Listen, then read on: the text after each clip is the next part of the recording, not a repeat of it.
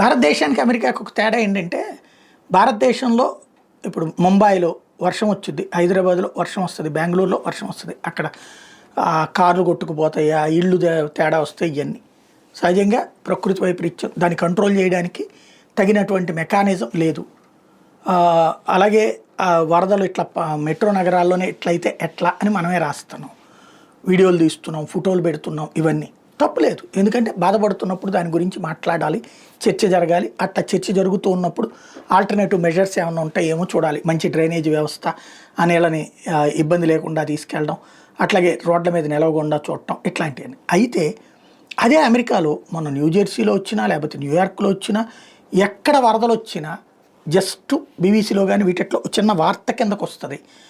అంతకు తప్పించి ఇక్కడికి మళ్ళీ పడవల్లో వెళ్ళి వాళ్ళందరి బాధలు లేకపోతే అక్కడ కష్టాలు నష్టాలు ఇక్కడి అయితే ఆ ఇంటర్నేషనల్ మీడియా కూడా హైలైట్ చేస్తుంది.